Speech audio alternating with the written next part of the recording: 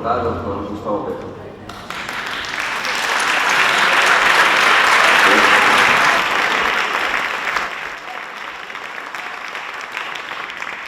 Estaba obviamente escuchando todas las intervenciones diversas que aquí se han dado en esta mesa y mirando las banderas del auditorio, viendo, bueno, qué podría aportar en este foro. Y quizás un poco desde el pesimismo de la inteligencia, que hablaba aquí el Gramsci, quizás podría aportar más algunas reflexiones derivadas de nuestra propia experiencia como actores contemporáneos de la historia de Colombia. Y sobre todo, me parece a mí que sería lo más clave verla en el contexto latinoamericano. ¿De qué sirve la guerra o la paz de Colombia en el contexto que vive hoy también América Latina? Porque esta es una historia bastante larga. No habíamos nacido nosotros y ya había nacido. Y a veces toca acercarse como con el respeto que se merece gentes que tomaron decisiones en su momento que ya no están aquí, simplemente murieron, incluso muchos, ni siquiera por los efectos de la guerra, sino de los ciclos mismos de la vida. Estamos hablando de un conflicto que arranca en los 40 y quizás más atrás. Y por tanto nosotros no habíamos nacido la mayoría. Estamos viendo cómo ese conflicto que arrancó en los 40 se acaba. Y ahora, la primera pregunta que se tendría que formular no es ¿por qué arrancó? Aunque es necesario, sino cómo se acaba. Que es la tarea urgente que nos demanda la sociedad colombiana, que no quiere ese conflicto. Y yo tengo que confesarles que yo hago parte como autor de todo este episodio desde los 70, finales de los 70, de la guerra misma, porque yo me metí a una organización armada a los 18 años, de los 30 años de las armas, con mi organización. Hicimos algo que se llamó en aquel entonces un proceso de paz. Y la organización era el M-19, que no era la FARC, aunque muchos venían también de las FARC. Esa experiencia allí, ¿qué nos puede enseñar hoy? Ya pasó, pero ¿qué nos puede enseñar? Hay dos historias diferentes. De alguna manera, la juventud, sobre todo latinoamericana, decidió abordar el tema de su historia en aquel entonces bajo la tesis que la sociedad existente no sirve, hay que cambiarla. No se puede cambiar una sociedad por otra sin violencia. Las armas son un requisito indispensable. Hay que cambiar un Estado por otro Estado, esas eran las discusiones de la izquierda en aquel entonces. Y por tanto, si nosotros queremos cambiar una sociedad por otra, un Estado por otra, pues nos toca organizarnos para armarnos, una organización armada. En ese tipo de decisión hay un sustrato racional, es una decisión racional, pensada, reflexionada, equivocada o no, es racional. Y muchísimas agrupaciones en toda América Latina se crearon así, incluida la mía. La mayoría no están armadas, quizás ninguna. Habría que hacer un examen ya más académico, pero creo que si hacemos un balance en este momento de esa experiencia, creo que ninguna organización se mantiene en armas hoy. Algunas existen, otras incluso ya son parte de la historia, pero creo que ninguna se mantiene en armas.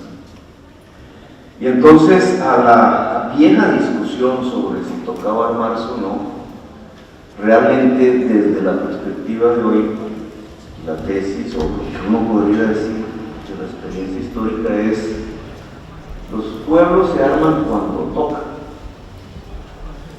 Cuando toca, toca, dice el dicho popular. No es ni un pacifismo racional y permanente como principio, ni una actividad también racional y permanente alrededor de las armas. Quizás la discusión estaba mal planteada. Lo cierto es que el ejercicio de las armas a través de los años, de una manera que, como en las FARC, casi que aboca 60 años y varias generaciones. La primera, nosotros no la conocimos, o no está aquí. Ese ejercicio de las armas no es tanto racional,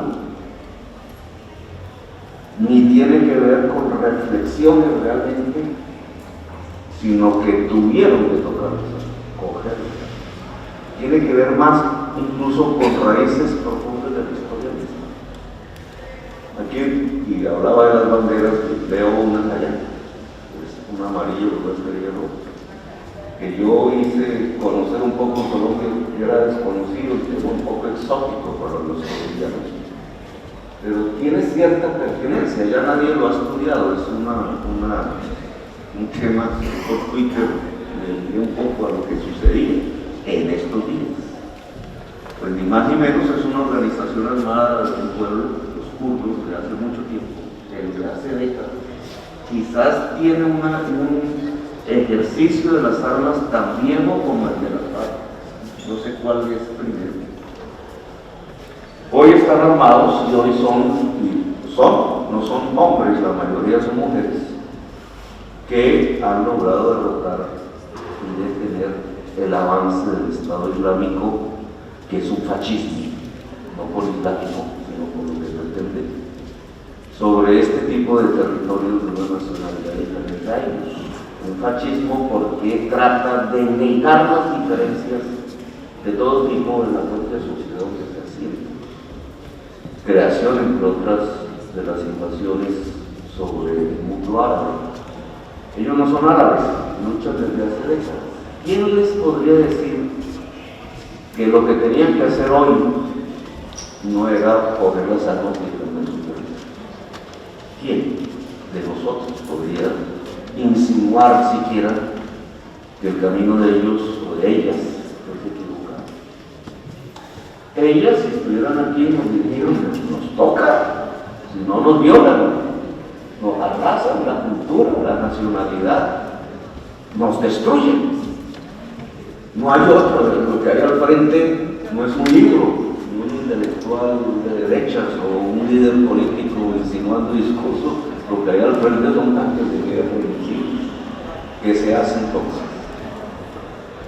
Pues la historia de la FARC tiene que ver un poco con este tipo de hechos. No es racional desde el punto de vista de que un grupo de jóvenes se reunió para organizarse y salir a cambiar el mundo con las armas. En realidad el origen de la FARC no es de izquierda. Y eso hay que identificar un poco. El origen de la FARC, sus fundadores, hasta hace poco vivo Manuel Marulanda Vélez, que no se llamaba así. Él era, cuando le toca coger las armas, un campesino liberal rico, cafetero. La riqueza del país durante el siglo XX fue el café, y quienes cultivaban café eran, digamos, parte de una sociedad más rica que el resto. Eran campesinos acomodados del departamento de mayor cultivo de café de Caldas, en el centro del país, en la cordillera central, y liberales del Partido Liberal. Su tío era el presidente del directorio del Partido Liberal del departamento de Caldas. Ese era más o menos, si no me equivoco, y allá vivían tranquilos. Creo que Marulanda vivía en Canadá. Algo sucedió en la historia de Colombia, que hay que analizar más profundamente, porque tiene que ver con la realidad misma de las derechas latinoamericanas, sin homogeneizar, porque todo esto es diferente. Estamos hablando de los años 40, estamos hablando de el fascismo europeo que lanza la peor guerra del mundo y es derrotado.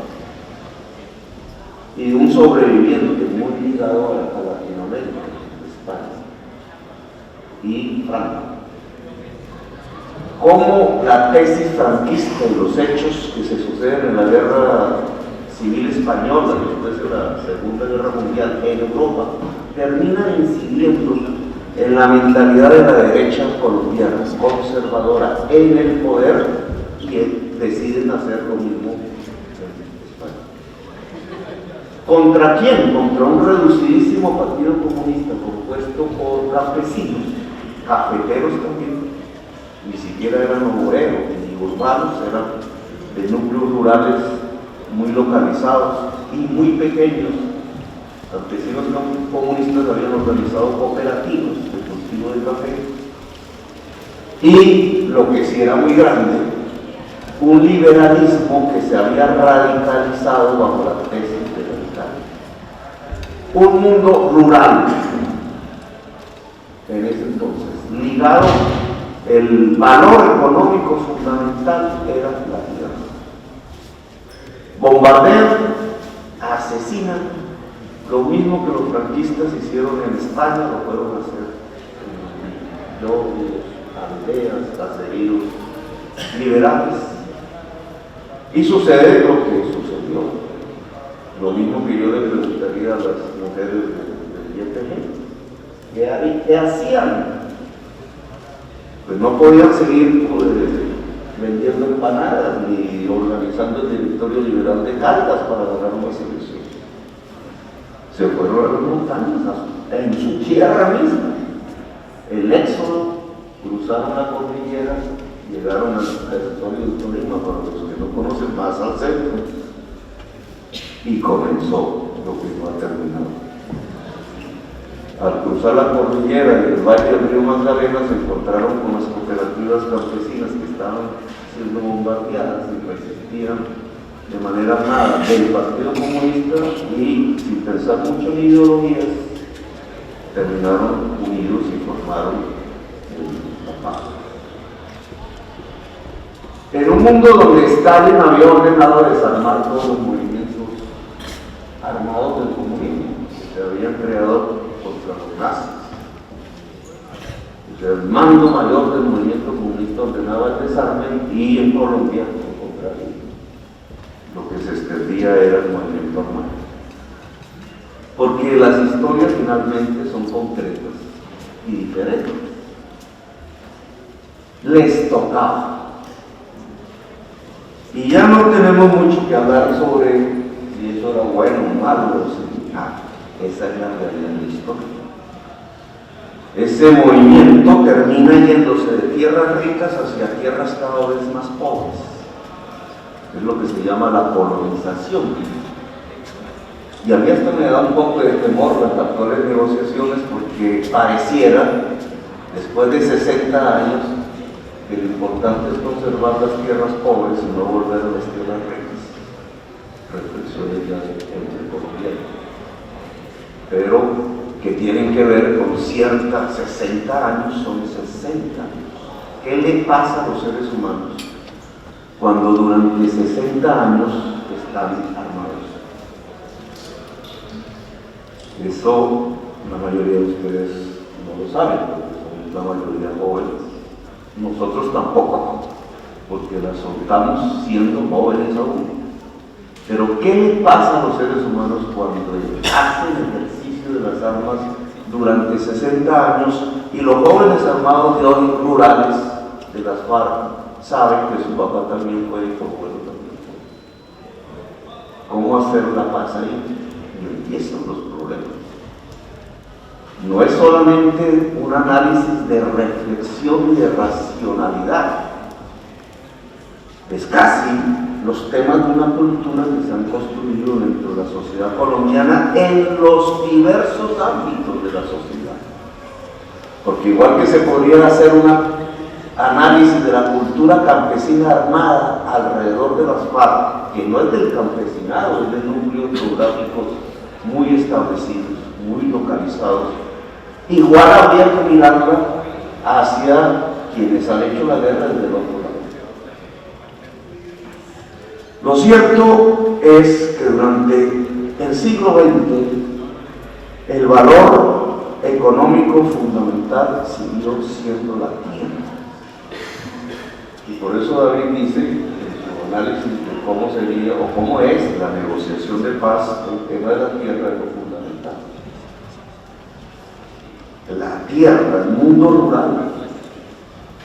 Pero Colombia es mayoritariamente un mundo urbano. Y el que les habla es el alcalde de la ciudad más grande del país, una de las más grandes del mundo, Bogotá.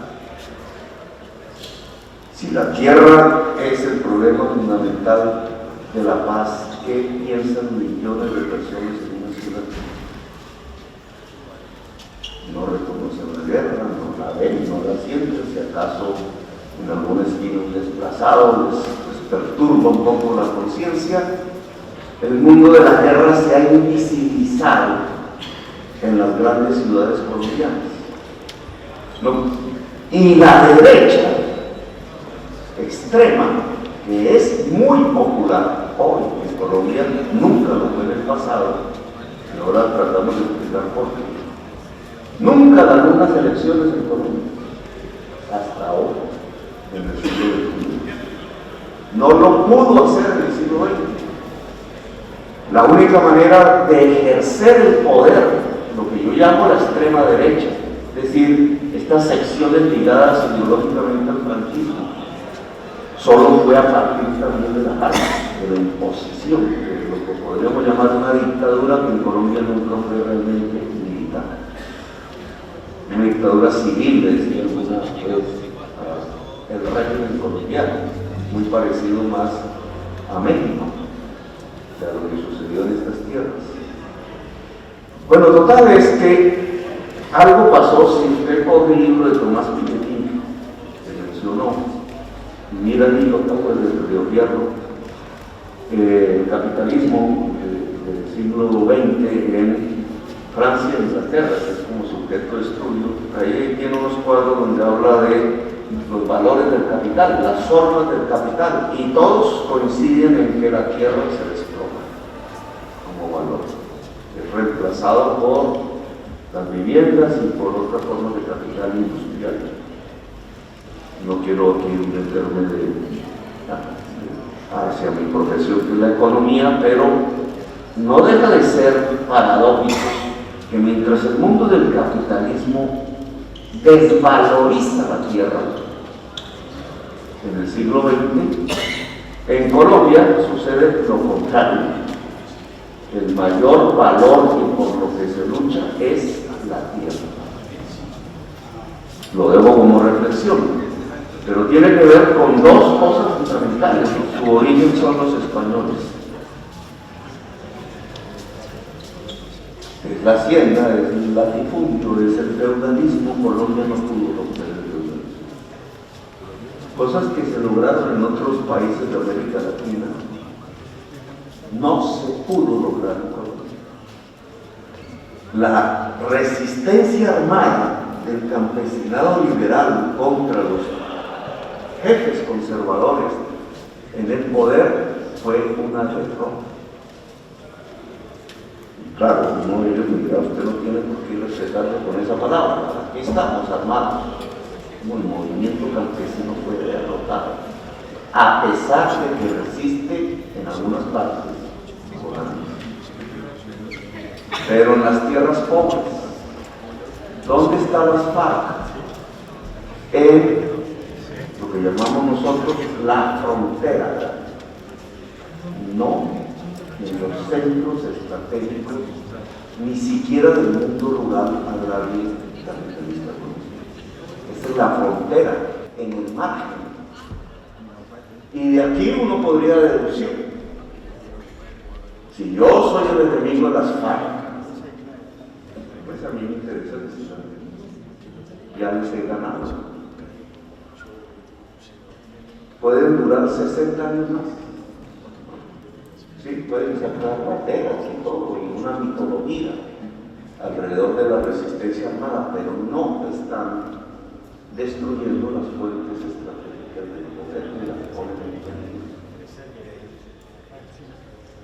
Es una derrota del mundo campesino que se refleja en que la tierra quedó en manos de los grandes terratenientes, que tienen el poder hoy en Colombia.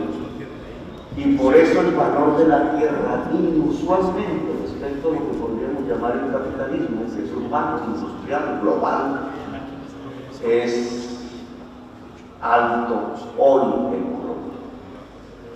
Además, porque surge un segundo elemento en la historia que no se ha mencionado y yo quiero dejarlo como reflexión.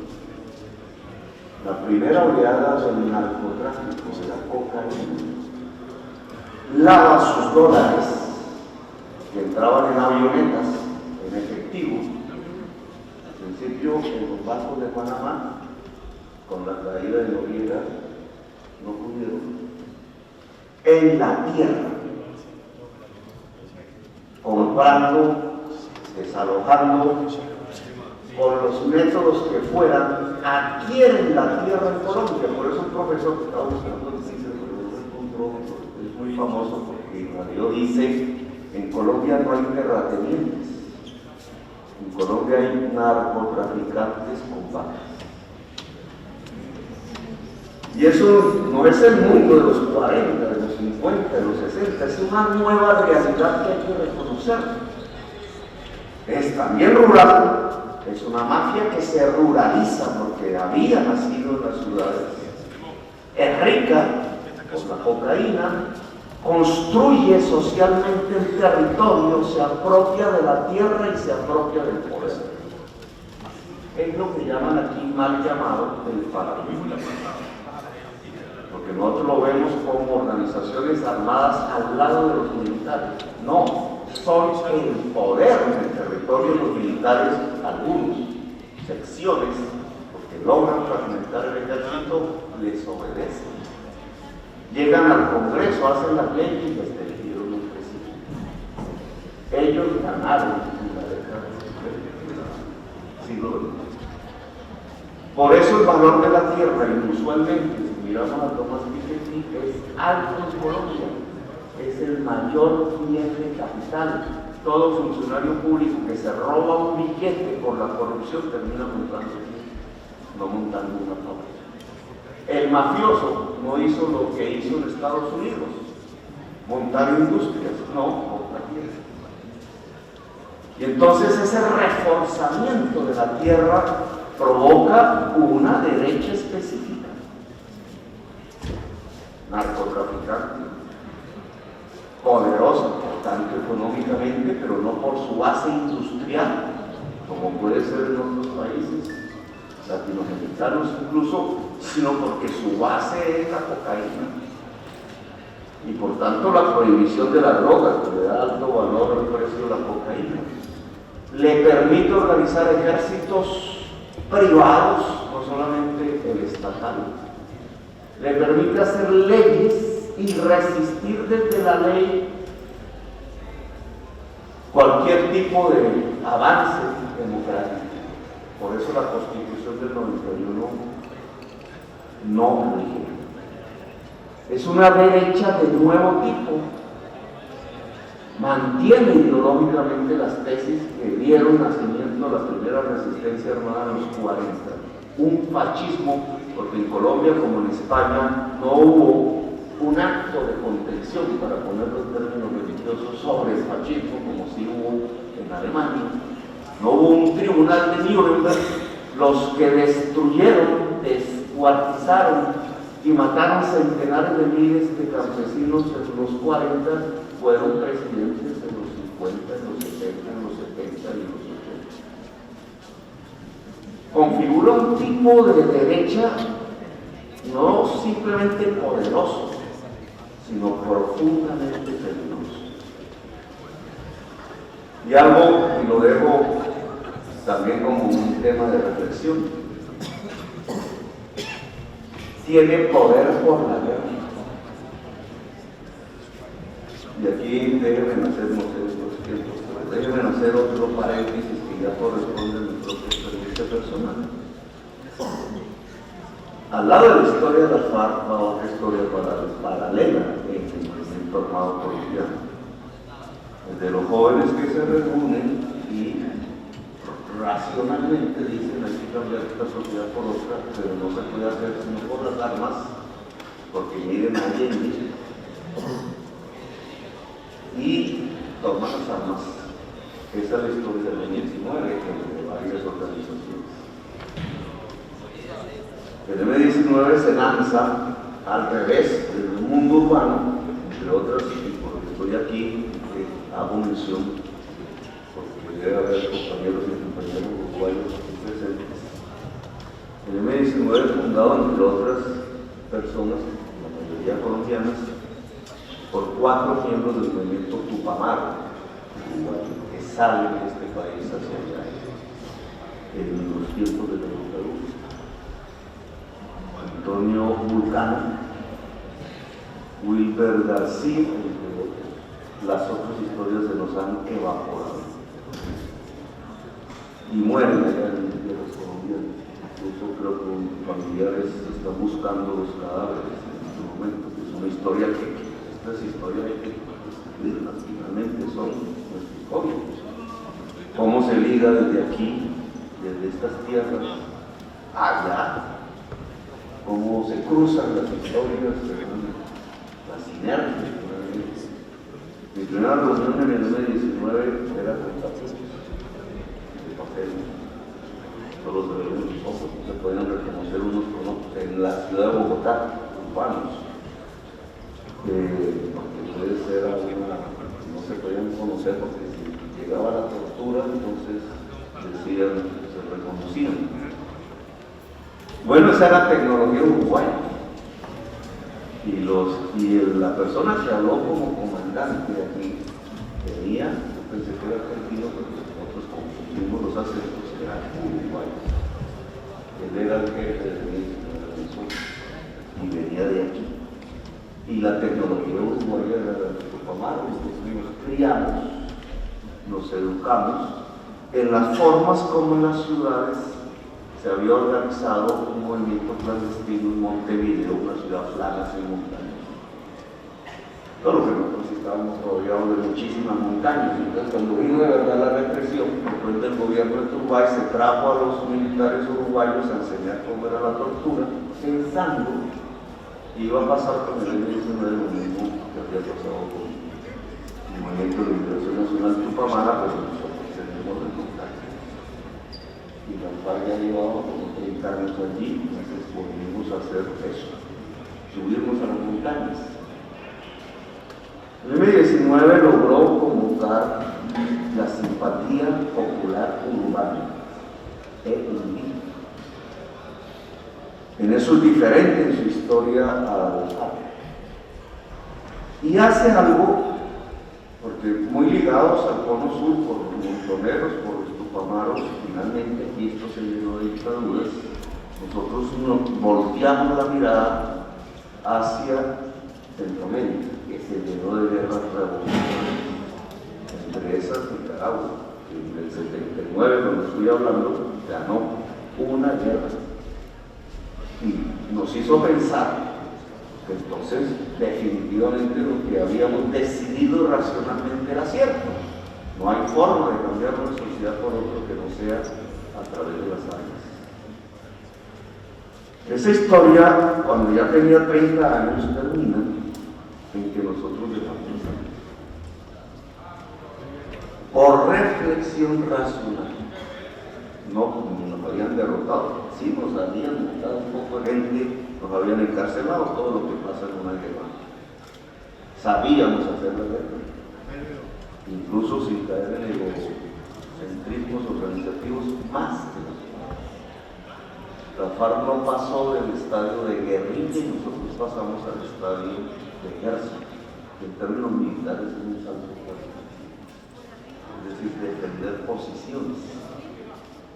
El experimento nos lo llevamos al Palacio de Justicia y terminó en una masacre en todo el centro de Bogotá en 1985.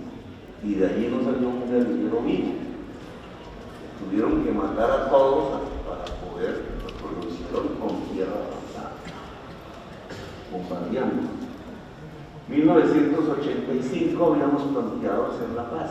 De alguna manera había una reflexión en esa década muy precursora, y de pronto ella hizo valía, y también hay que recuperar históricamente muy, porque en 1985 que había dictaduras aquí, guerras revolucionarias en Centroamérica y el poder soviético seguía vigente. Nosotros nunca gravitamos alrededor del poder soviético, pero estaba ahí, en el mundo. Digamos, no había nada en ese momento que dijese las guerras no son el camino. Sin embargo, nosotros pensamos que había que hacerlo más por partes,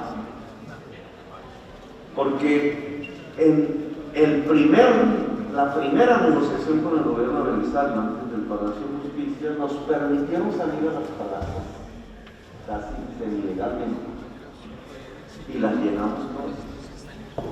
Y algo nos hizo entender que se podía cambiar la sociedad de otra manera.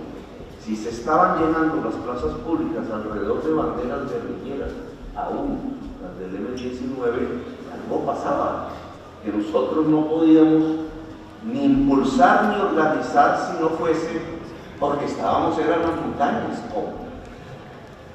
Ese pequeño espacio que terminó en una masacre nos puso a reflexionar sobre otras opciones.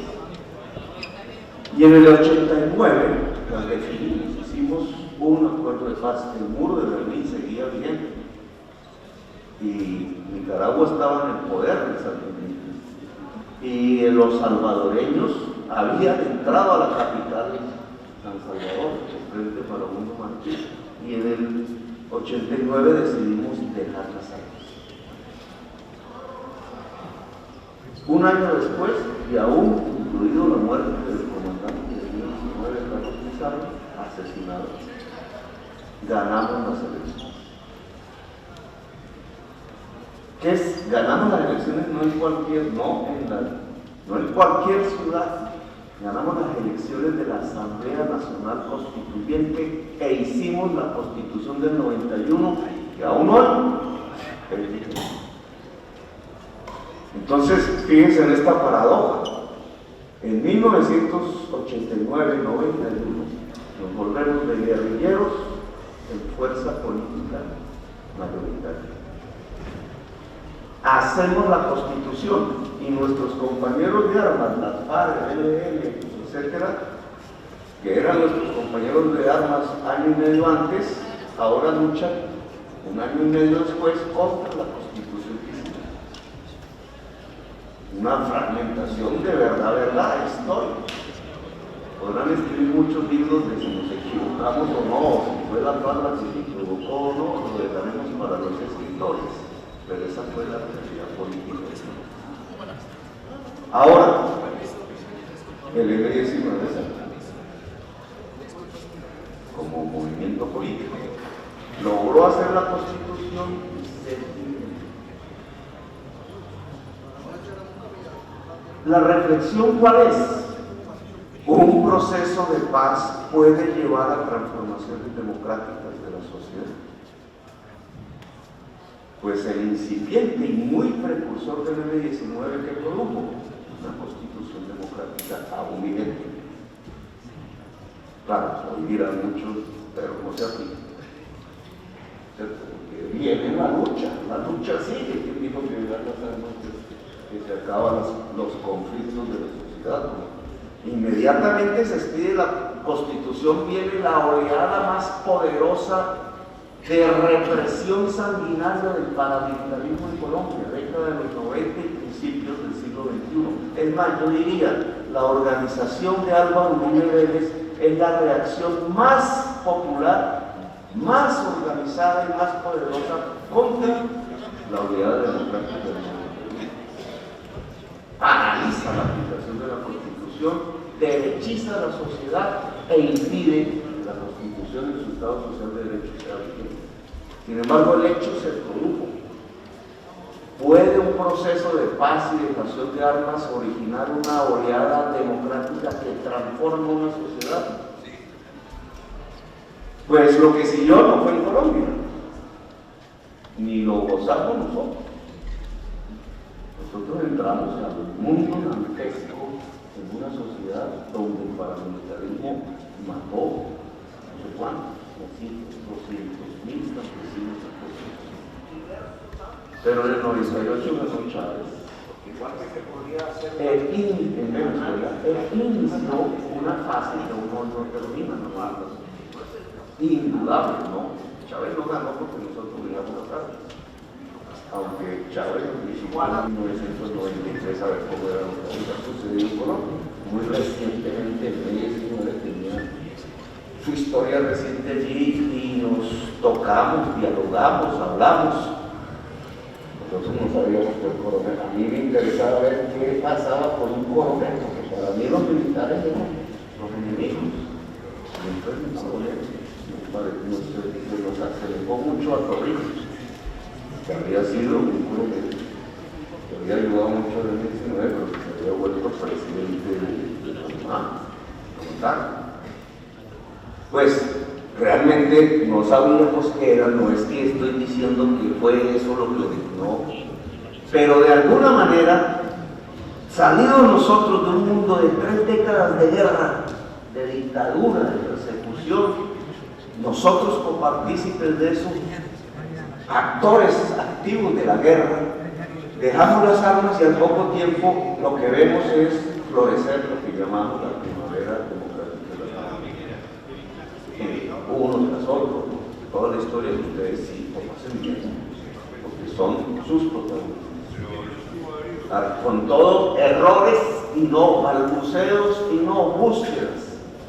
Hay otra fase en Latinoamérica, no es las armas, a pesar de que han existido hechos violentos, intentos por detenerla, lo cierto es que ha florecido una democracia, y es una democracia progresista, y han pasado 17 años y aún no se mantiene. Nosotros no lo hemos gozado, nosotros hemos vivido otras circunstancias. Sigue la guerra. Y viene mi reflexión final. Desde ese mundo colombiano, tal cual lo tenemos hoy, en guerra, ¿no se forja acaso el tipo de derecha que es capaz de destruir la primavera democrática de toda América Latina? No se ha construido allí el escenario geográfico y político por la existencia de la guerra en Colombia que puede permitir o quiere, y no necesariamente va a suceder, irradiar un tipo de acción política desde los sectores que ganan con ese tipo de derechas para destruir la primavera latinoamericana. ¿Por qué el grupo de extrema derecha colombiana que encabeza Uribe quiere que la guerra concluya? Es que Uribe se volvió izquierdista de 70, entonces concibe que solo a través de las armas se transforma la sociedad. O el grupo de Uribe sabe, como la historia de Colombia arroja, de una manera, yo creo que sabia, que las derechas ganan en las violencias, o por lo menos en el caso que la única manera para que una derecha como la que tenemos, profundamente corrupta, sanguinaria y mafiosa, tenga poder, es porque existe guerra. Y entonces hay unos campos de reflexión hacia la FARC. Sí, llevan 60 años en guerra. Sí, ¿cómo en 60 años de guerra una cultura campesina radicalizada, yo diría conservaturizada, porque es defender el territorio, no ir por el poder? Pero digamos, esos son nuestros debates. ¿Cómo puede cambiar y salir de 60 años de guerra? ¿Y cómo lograrían reflexionar que si mantienen la guerra, el que gana no es el campesinado, sino la derecha más brutal de toda América Latina, más brutal que la que existió en este país y en el vecino, en los vecinos? ¿Cómo? En Argentina hay 10.000 desaparecidos. ¿Cuánto? 30.000. En Colombia, ¿cuánto? 45. En Argentina hay generales juzgados, hay un proceso, no están en el poder. En Colombia están en el poder. Son las dos diferencias. Tenemos la derecha más sanguinaria, pero esa derecha no está pensando en Bogotá solamente, claro que sí, y quieren recuperarla naturalmente, pero está pensando en Caracas, está pensando en Panamá, está pensando en San Cristóbal, que son los principales inversionistas en San José de Costa Rica, en San Salvador. Miren quiénes son los dueños de los bancos de San Salvador y los establecimientos de comercio. Está pensando en México, está pensando en Montevideo, está pensando en qué estamos haciendo aquí en la ciudad de Bogotá, en Ciudad de Flores, en esta mesa. Está pensando en América Latina, está pensando en un nuevo relacionamiento con los Estados Unidos, está pensando en el mundo. Por eso sacaron a Uribe y pusieron a Santos. Y si Santos sigue jugando con la paz, porque él sí cree que puede hacer la paz, entonces ponen a Barbadieres, que no quiere la paz. Ellos tienen un proyecto, una estrategia, y su mirada no es local y parroquial, su mirada es continental. Y tienen fuerzas que lo apoyan. Es una red construida ya a nivel continental. Pues aquí la FARC tiene una enorme responsabilidad histórica, es quebrar su propia historia, ni más ni menos. No estoy hablando de cualquier cosa, porque yo que estoy en armas y vi gente armada y lo que pasa con la gente armada, incluso conocí a las FARC en el Torino, 2 meses. Quebrar su propia historia desde el punto de vista de organización armada es quebrar las bases mismas de la derecha más sanguinaria en el continente. Y por tanto produce un efecto de apoyo real de nuestra sociedad a los procesos democráticos del resto de América. Es más, yo diría lo siguiente, y ahí queda como subrayado: si hay paz en Colombia, la izquierda gana la elección. Una izquierda que quiere el cual busca progresir, que nunca ha podido desde los tiempos de la Asamblea Constituyente, que no puede ganar sino la Asamblea Constituyente. Si hay paz en Colombia, puede existir una segunda oportunidad, una segunda fase de la primavera latinoamericana, que tiene que renovarse, porque ya se agota la primera vez, son 17 años. Dirigentes, ideas, propuestas ya se pusieron en práctica. Algunos llegan a su final, como Chávez, porque la inició. Entonces, ¿en qué época estamos viviendo aquí en Latinoamérica? O viene una alternancia y la derecha llega de nuevo, o hay una fase de renovación de propuestas de liderazgo desde el progresismo latinoamericano, que implica nuevas ideas, y usted mencionó algunas desde su punto de vista. Cuando usted menciona temas como los derechos de la naturaleza, déjenme esto aquí como un paréntesis un poco académico. Todavía tenemos un progresismo, una izquierda ligada al petróleo. En Colombia existe, y en Latinoamérica también, que vive tras la consigna de distribuir socialmente las utilidades del petróleo, renta. Pero hay una guerrilla en Colombia construida para eso, además. La pregunta de hoy, del siglo XXI, en esta segunda fase es: ¿vivimos de la distribución social del petróleo o hay que separarnos del mundo del petróleo? Lo pongo como ejemplo porque cambia el paradigma. Ni más ni menos lo que dijo el profesor Morón es: los derechos de la naturaleza en tiempos del cambio climático producido por el mercado implica cambiar el mercado, y cambiar el mercado incluso implica quitar las bases productivas o rentísticas que la izquierda siempre entendió como propias. Pero lo dejo como un paréntesis. Lo que quiero subrayar es que el proceso de paz en Colombia no solamente es clave para una democratización de la sociedad colombiana profunda, sino que es clave para que pueda iniciar una segunda fase renovada de transformaciones progresistas en el país. Y que lo contrario, no poder hacerlo, que no está escrito si se puede o no, puede llevar a que Colombia queda en manos de uno de los derechos más ordinarios del mundo. Y desde ahí puede iniciarse una política de detente y de reversión de las conquistas sociales y políticas alcanzadas. Gracias, mi amor.